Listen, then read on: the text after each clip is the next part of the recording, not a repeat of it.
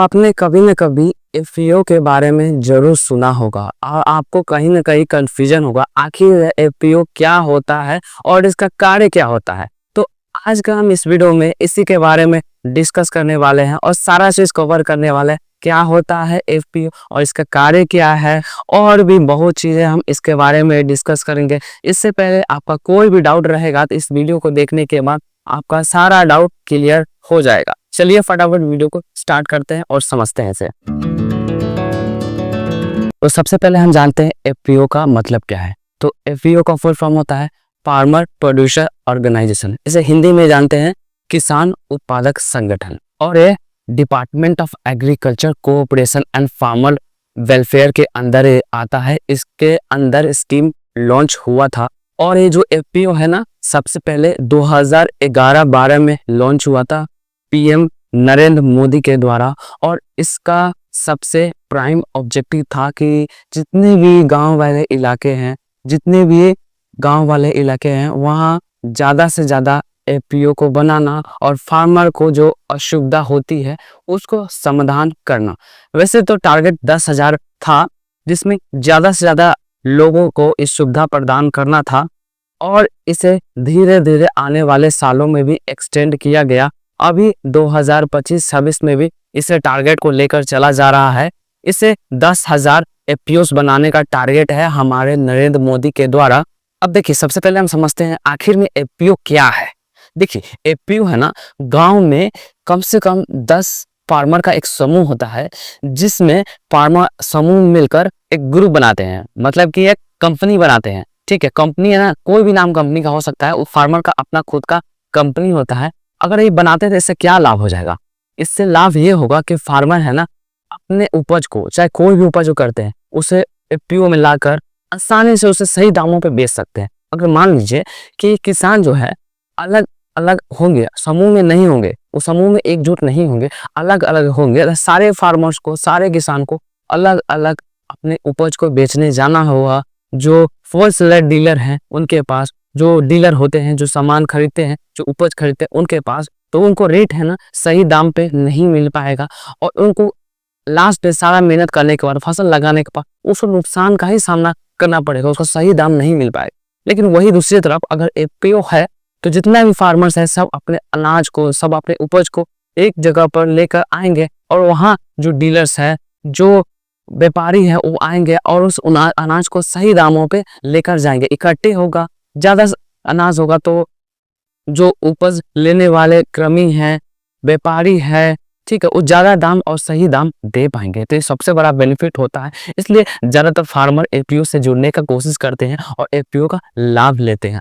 और एफपीओ अगर होगा तो इससे जितना भी स्कीम वगैरह होते हैं हमारे सरकार के द्वारा चलाया जाता है, तो उसका लाभ भी सही तरीका से मिल पाएगा। अगर मान लीजिए कोई भी फार्मर को जो एफपीओ से जुड़ा है, उसे किसी भी प्रकार का सुविधा चाहिए, किसी भी प्रकार का उपकरण, बीज और कोई भी फर्टिलाइजर की आवश्यकता होती है, तो एफपीओ से जुड़कर आसानी से कंपनी से डायरेक्टली मंगा सकते हैं, वो भी कम दामों में। अगर इंडिविजुअली अलग अलग फार्मर होते तो उन्हें अनाज बोल रहा हूं मैं, उन्हें कोई भी उपकरण, कोई भी आवश्यकता सामग्री जो फसल लगाने में यूज होता है, उसको मंगाने में कितना तकलीफें होगी, बट उनको सही दाम भी नहीं मिल पाएगा। ज्यादा उनको पैसे लग जाएंगे, इनपुट कॉस्ट ही ज्यादा हो जाएगा, स्टार्टिंग का पैसा ही ज्यादा हो जाएगा, तो उससे अनाज जो मिलेगा तो उससे ज्यादा ही पैसे उन्हें खर्च करने पड़ेंगे। वही एफपीओ दूसरी जगह होगा तो उन्हें किसी भी सामान का आवश्यकता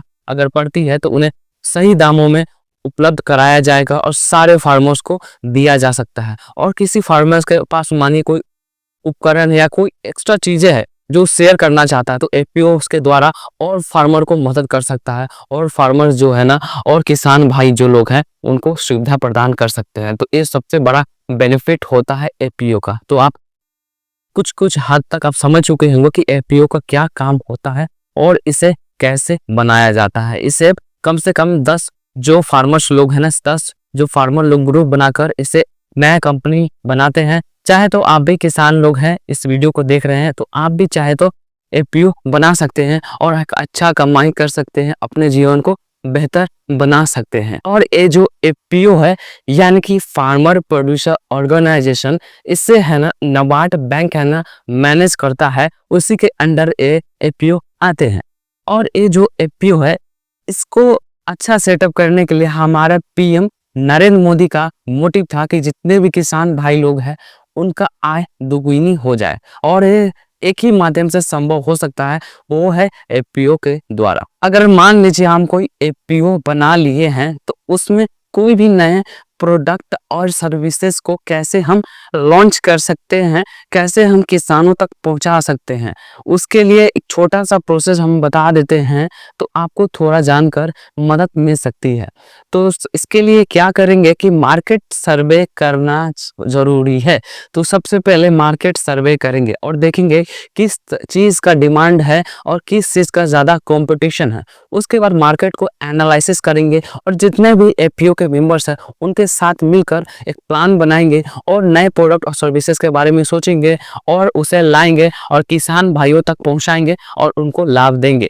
तो अल्टीमेट एंड हमारा क्या चाहिए, हमें सबसे लास्ट में हमको चाहिए ये कि जो आय है, जो इनकम है, हमको ज़्यादा से ज़्यादा मिलनी चाहिए ताकि किसान भाइयों लोग का आर्थिक और सामाजिक स्थिति पहले से काफ़ी बेहतर हो सके और बहुत ही अच्छा हो सके और अपना जीवन यापन सही ढंग से कर सके। ये मेन ऑब्जेक्टिव है हमारा। इतना जान गए तो एफपीओ का विजन्स क्या है, क्या मोटिव है, क्या ऑब्जेक्टिव है एफपीओ का, उसकी हम थोड़ा सा बात कर लेते हैं। सबसे पहला हम आपको बताएं, एफपीओ का सबसे पहला ऑब्जेक्टिव है कि जितना भी फार्मर्स लोग हैं, जितना भी किसान भाई लोग हैं, उनका इनकम और आय को दोगुनी बेहतर बनाना पहले से एफपीओ के माध्यम से। दूसरा आपका मार्केट का जो रीच है, मार्केट जो किसान भाइयों लोग को मार्केट नहीं मिल पाता, अपने प्रोडक्ट, अपने सर्विसेज को, अपने उत्पाद को नहीं बेच पाते हैं, उन्हें एक मार्केट बाजार को तैयार करके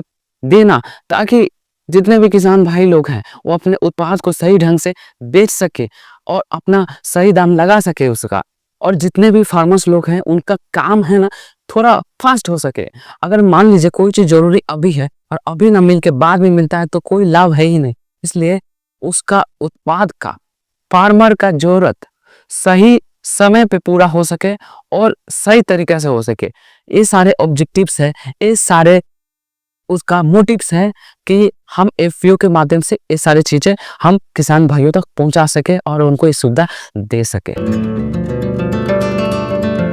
सेंट्रल गवर्नमेंट के द्वारा स्कीम भी लॉन्च किया गया था फरवरी 2020 में नरेंद्र मोदी के द्वारा, जिसका मोटिव था फॉर्मेशन एंड प्रमोशन ऑफ एफपीओस, ज़्यादा से ज़्यादा एफपीओस को बनाना और जितना भी फार्मर्स भाई लोग हैं, जितना भी किसान भाई लोग हैं, उनको सुविधा प्रदान करना।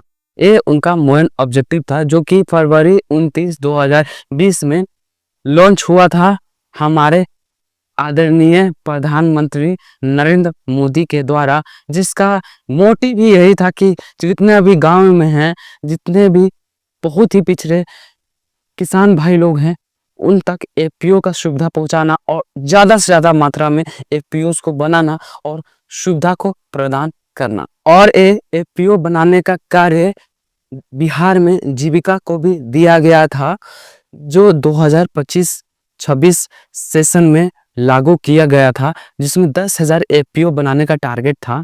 और ये जो है ना जीविका के अंदर कार्य कर रहा है और बहुत सारे गांव में जहां एफपीओ की सुविधा नहीं है, आज ये सुविधा उपलब्ध हो गई है।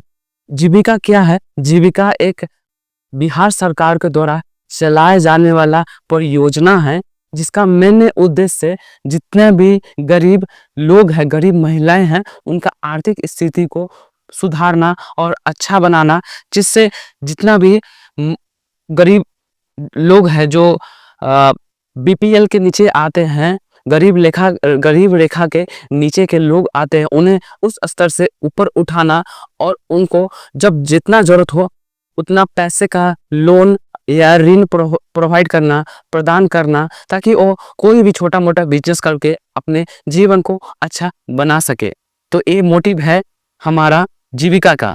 जीविका के माध्यम से बहुत सारे महिलाएं हैं, उनको एक जॉब मिला है, एक अधिकार मिला है और एक अच्छा जीवन जीने का सपोर्ट मिला है जीविका के वजह से। तो जीविका में सबसे नीचे स्तर पे आते हैं SHG, यानी कि इसका मतलब होता है सेल्फ हेल्प ग्रुप, जिसका मेन ही ऑब्जेक्टिव होता है कि जितने भी गांव के लोग हैं उनको लोन प्रोवाइड करना, उन्हें ऋण देना। उसके बाद आते हैं BO, 13 से 12 महिलाओं को मिलाकर SHG बनते हैं। उसके बाद 20 से 50 SHG को मिला के VL बनते हैं, यानी कि विलेज VO बनते हैं, विलेज ऑर्गेनाइजेशन। और वही 20 से 25 VO को मिलाकर बनते हैं CIF, कम्युनिटी इन्वेस्टमेंट फंड, जो सबसे हाई लेवल होते हैं, जो नीचे वाले लेवल्स को ऋण प्रोवाइड करते हैं, लोन के पैसा को प्रदान करते हैं ताकि लोगों को सुविधा मिल सके। और ये जो जीविका है जो बिहार सरकार के द्वारा 2007 में लॉन्च हुआ था अक्टूबर के महीने में, और ये किसके हेल्प से, वर्ल्ड बैंक के हेल्प से इसे साकार किया गया था हमारे बिहार सरकार के द्वारा। और अभी भी आसानी से भली पूर्वक चलाया जा रहा है और लोगों को सुविधा प्रदान किया जा रहा है। और ये जीविका में हर समय पे नए नए जॉब्स आते रहते हैं, नए नए रोजगार आते रहते हैं। आप इसे कभी भी जाकर इसे अप्लाई कर सकते हैं और जीविका में आप जॉब को ले सकते हैं। तो ये था सारा इन्फॉर्मेशन, मैं सोचा आपको ये अच्छे से समझाऊं और बताऊं। आपको वीडियो कैसा लगा आप कमेंट करके हमें ज़रूर बताएं। अब मिलते हैं इसी तरह के किसी और नेक्स्ट वीडियो में। आपको ये वीडियो कैसा लगा जरूर बताएं और इसके साथ साथ हमारे चैनल को जरूर सब्सक्राइब करें और इस वीडियो को जरूर लाइक करें। आपको कुछ भी डाउट होगा तो आप हमसे कमेंट में पूछ लीजिएगा, मैं आपको उसका जवाब वहीं पे आपको दे दूंगा। चलिए मिलता हूँ इसी तरह के किसी और नेक्स्ट वीडियो में। उम्मीद करता हूँ आपको वीडियो काफी अच्छा लगा होगा। तब तक के लिए बाय।